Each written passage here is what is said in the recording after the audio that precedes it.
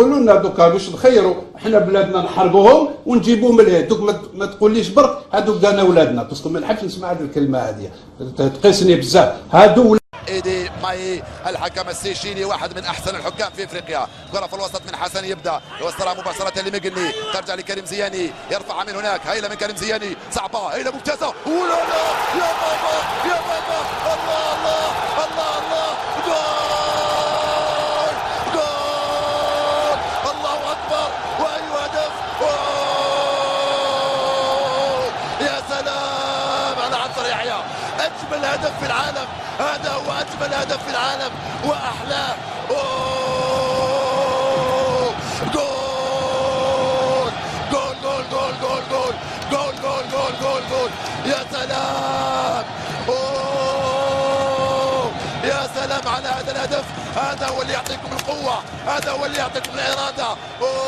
يا بابا بابا بابا بابا بابا بابا بابا بابا، من أين لك كل هذا يا عنتر؟ من أين لك كل هذا يا عنتر؟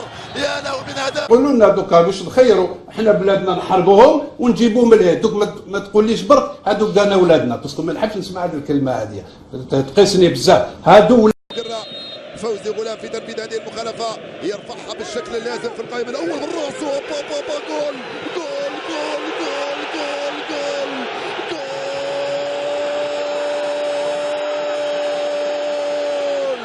جول بكل اللغات، هدف بالعربي، بيت بالفرنساوي، جولاتو بالايطالي، عولات بالتركي، دور بالالماني، ماكيسيو بالياباني، شينشاو بالصيني، بالدرجة الجزائرية. هدف أول في الدقيقة الخامسة، يا له من هدف، الحظ كان معنا، أين ضربت ومن سجلها وكيف دخلت، كيف دخلت هذه الكرة، القدر هو الذي أدخل هذه الكرة، الكرة ثابتة بالراس بالقدم في الجسد، ضربت في الجميع ودخلت. أول أهداف المباراة، غلام ينفذ المخالفة، واو واو واو، الكرة بالراس أمام الجميع يا مجيد، من سجلها مجيد، لا بكاري كوني، نعم مجيد هو الذي لحقها. يا غلام، يا مجيد، يا غلام، يا مجيد، جاء الهدف وجاء الفرج، جاء الهدف وجاء الفرج الآن في هذه اللحظات يا مجيد. قولوا لنا دوكا باش نخيروا حنا بلادنا نحرقوهم ونجيبوهم من الهند. دوك ما تقوليش برك هادو كانا ولادنا، باسكو ما نحبش نسمع هذه الكلمه هذه تقيسني بزاف. هادو الماضية تعود الجزائر حتى ولو خسرنا الآن، نعم نعتز ونفتخر بكم.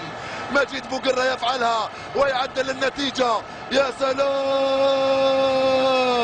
يا سلام على الماجيك، يفعلها ويعدل النتيجة ويعيد الجزائر وسعدان إلى الواجهة، وتعود الجزائر التي لن تسقط أبدا، تعود الجزائر. قولوا لنا دوكا باش نخيروا حنا بلادنا نحرقوهم ونجيبوهم من الهند. دوك ما تقوليش برك هادو كانا ولادنا، باسكو ما نحبش نسمع هذه الكلمه هذه تقيسني بزاف. هادو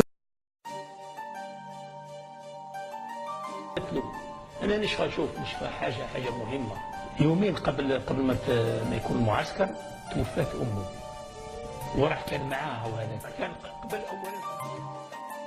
اولا في المستشفى معاها، وتكلم معها لان مو حست بلي راحت ترحل، ومن بعد حضر الجنازه وجا من بعد الجنازه وما تكلم حتى مع حد. انا جاليه ما كنتش عارف اللي توفات امه، ومن بعد غير دخل المعسكر قال لي كوتش، قال لي باغي نتكلم معاك. جبدني وحدي تكلم، قال لي فوالا، قال لي باينه امي راهي ماتت عندها يومين. والله فاجأني. اولا سمعت الكل، ومن بعد تكلمت مع الطاقم التقني مع اللاعبين والكل باش يفهموا الوضعيه تاعي، قال ها واش صار واش صار. ومن بعد قلت كان في نفس الكلام، من بعد كلمته قلت له باش تقدر يعني تنسحب يعني مسموح، يعني راك في وضعيه نفسيه صعبه، يعني باش تروح ترتاح. قال لي لا، قال لي امي، هذه لازم ناكد لك، قال لي امي اللي عطاتني، قالت لي بالك ما تروحش المعسكر وتروح تلعب.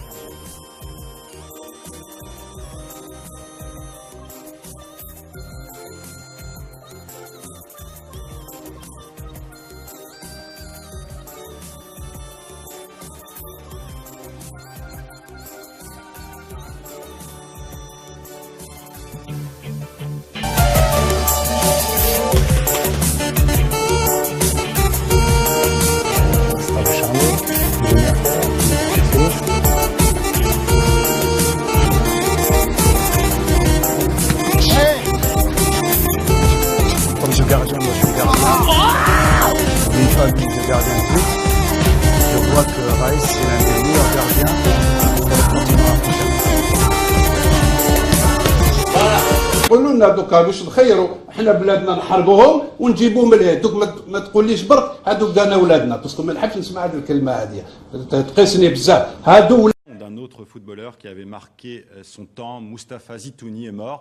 L'ancien international français et algérien était un des meilleurs joueurs en France à son époque.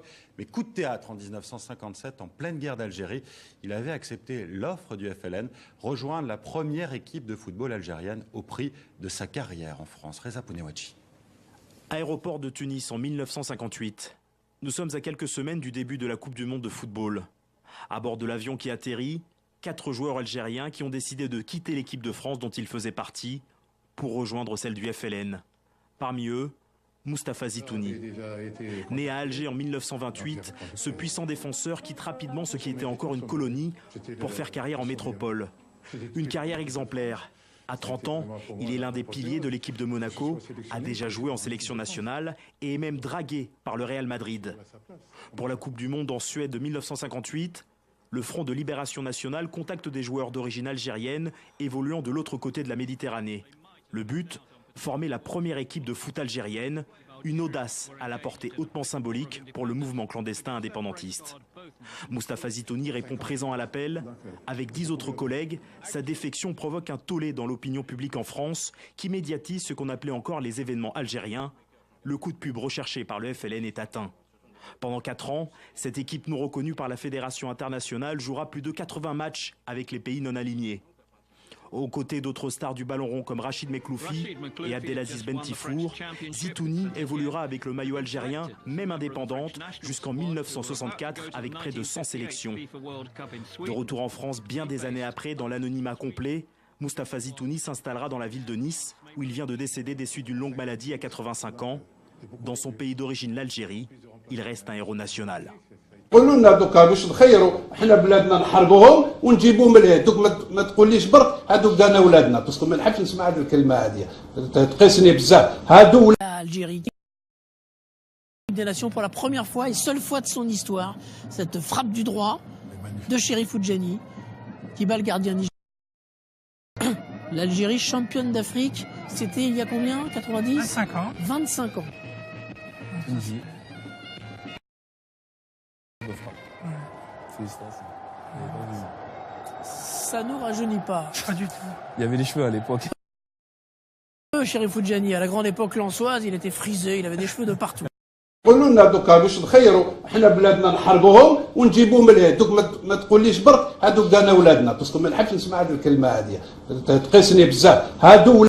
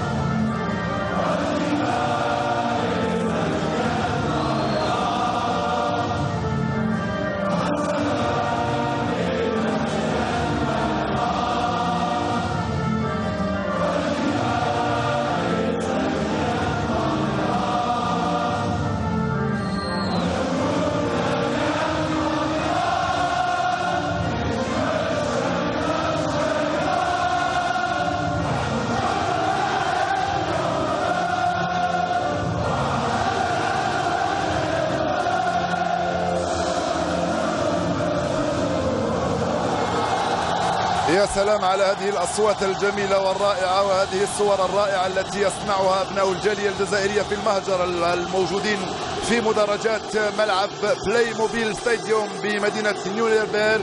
كلهم يغنون النشيد الوطني ويعبرون عن تعلقهم بهذا الوطن وتشجيعهم للمنتخب الجزائري في هذه المباراة الدولية الودية الاستعدادية التحضيرية قبل أسبوع من دخول الجزائر إلى أكبر المحافل الكروية في مواجهة سلوفينيا يوم الأحد 13 من شهر